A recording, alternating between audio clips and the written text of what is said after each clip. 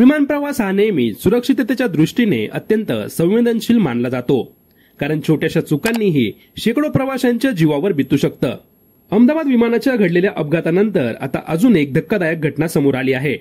Air India एक्सप्रेसच्या फ्लाईटमध्ये ही घटना घडली आहे.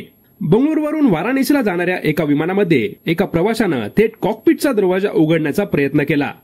8 वाजता बंगळुरूवरून वाराणसीकडे जाणाऱ्या एअर इंडिया एक्सप्रेसच्या IX1086 या फ्लाईटनं उड्डाण घेतलं. सुरुवातीला सर्व काही सुरळीत सुरू होतं, पण उड्डाण झाल्यानंतर काही वेळातच एका प्रवाशानं कॉकपिटच्या दिशेने प्रवेश करण्याचा प्रयत्न केला. कॉकपिट म्हणजे विमानाच्या पुढील बाजूमध्ये असलेला असा भाग जिथे पायलट आणि को पायलट बसून विमान उडवतात आणि येथूनच विमान नियंत्रित केलं जातं. साधारण भाषेमध्ये सांगायचं झालं तर कॉकपिट म्हणजे विमानाचं कंट्रोल रूम. विमानाचे सर्व कंट्रोल, नेव्हिगेशन सिस्टम, कम्युनिकेशन उपकरण, मॉनिटरिंग स्क्रीन आणि इन्स्ट्रुमेंट पॅनल्स हे सर्व इथेच असतात. या भागामध्ये प्रवाशांना प्रवेश करण्याची परवानगी नसते, कारण इथूनच संपूर्ण विमानाचं संचालन होत असतं. म्हणून कॉकपिटमध्ये सुरक्षा देखील तेवढीच कडक ठेवली जाते. अशा या कॉकपिटचा गेट उघडण्याचा प्रयत्न या प्रवाशाने केला. या प्रवाशाकडून या कॉकपिटचा पासवर्ड देखील टाकला गेला.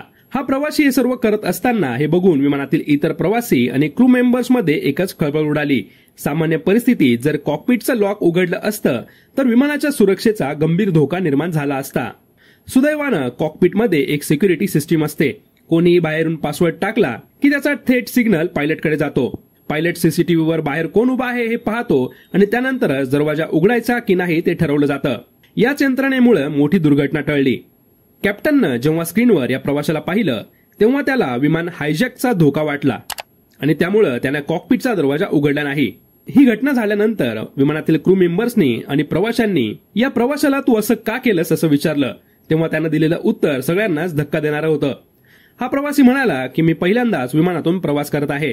मला टॉयलेटला जायचं होतं आणि मला वाटलं की हाच टॉयलेटचा दरवाजा आहे आणि म्हणून मी तो उघडण्याचा प्रयत्न केला. या प्रवाशाला कल्पना नव्हती की तो ज्या दरवाजाला टॉयलेट समजतोय तो प्रत्यक्षात कॉकपिटचा एंट्री गेट आहे. क्रू मेंबर्सनं त्याला परिस्थिती समजावली आणि त्यानंतर हा प्रवासी शांतपणे जाऊन आपल्या जागेवर बसला. पण या घटनेनं अनेक गंभीर प्रश्न निर्माण केले आहेत.